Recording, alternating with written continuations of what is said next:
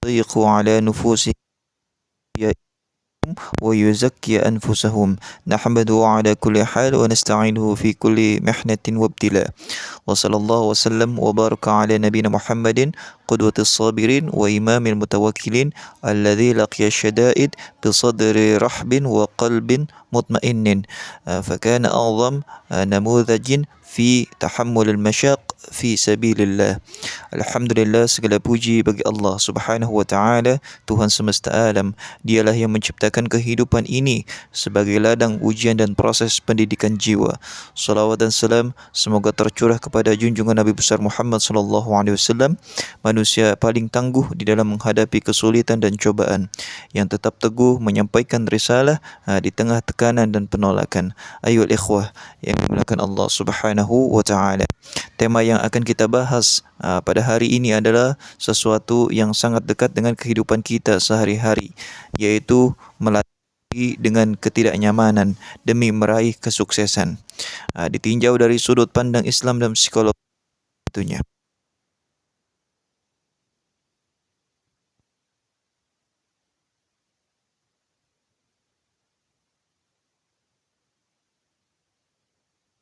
Balik semua itu,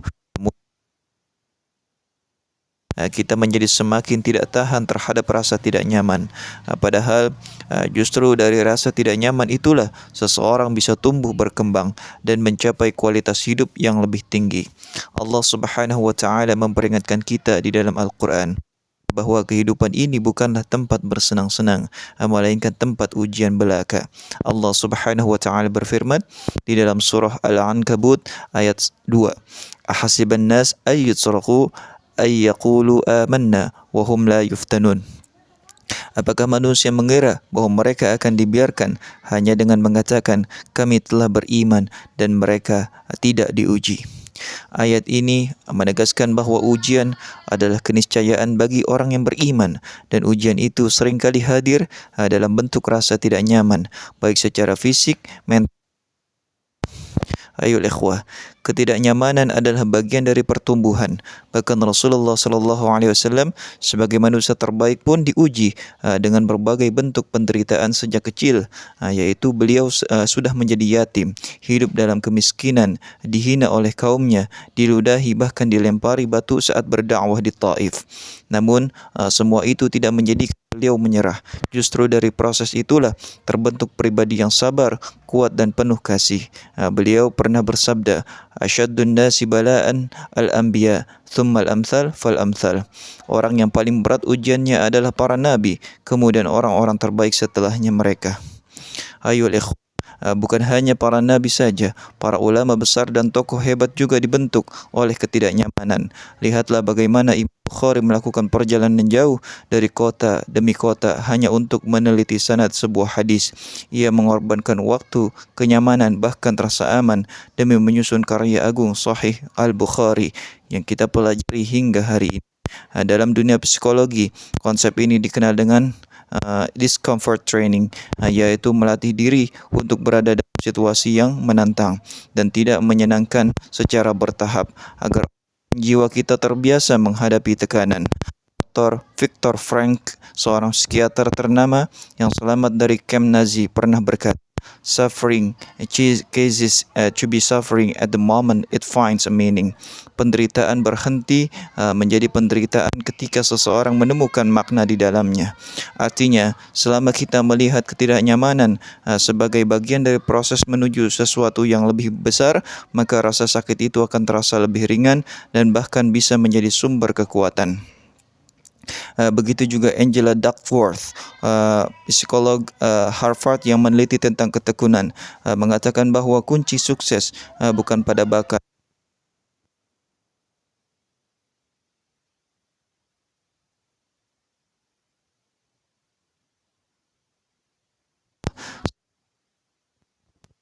kita melatih diri dengan ketidaknyamanan.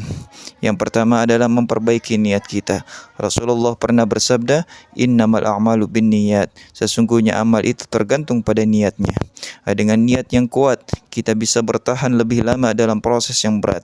Yang kedua, keluarlah dari zona nyaman secara bertahap.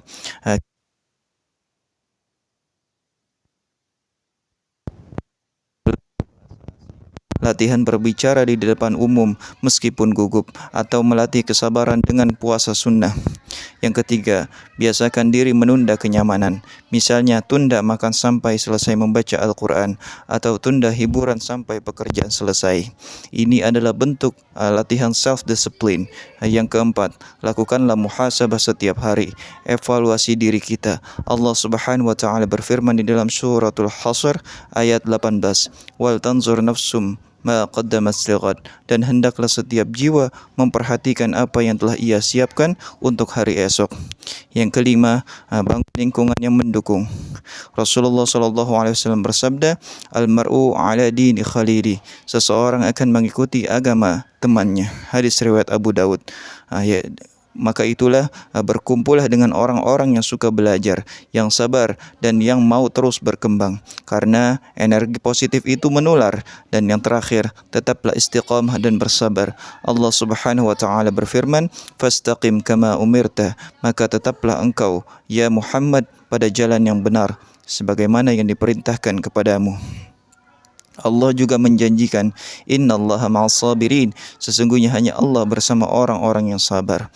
Ayolah ikhwah, para pendengar yang dimuliakan Allah, perjalanan menuju kesuksesan dunia dan akhirat memanglah tidak selalu nyaman, tapi justru disitulah nilainya. Ketika kita bersedia menghadapi rasa takut, rasa malas, rasa lelah, dan tidak menyerah, maka kita sedang membangun versi terbaik dari diri kita. Ketika kita bisa bangkit dari rasa gagal, kecewa, dan tersakiti, maka kita sedang menuntaskan diri menjadi pribadi yang sukses. Firman Allah Subhanahu wa taala, "Am hasibtum an tadkhulul jannah walamma ya'tikum mathalul ladzina khalu min qablikum." Apakah kalian mengira akan masuk syurga padahal belum datang kepada kalian cobaan seperti orang-orang sebelum kalian? Maka jangan takut dengan ketidaknyamanan, ayul ikhwah. Jadikan ia sebagai teman, sebagai guru, dan sebagai batu loncatan untuk naik ke tingkat yang lebih tinggi, baik di dalam karir, ibadah, maupun kehidupan pribadi kita. Hadanallahu wa iyyakum ajma'in. Wassalamualaikum warahmatullahi wabarakatuh.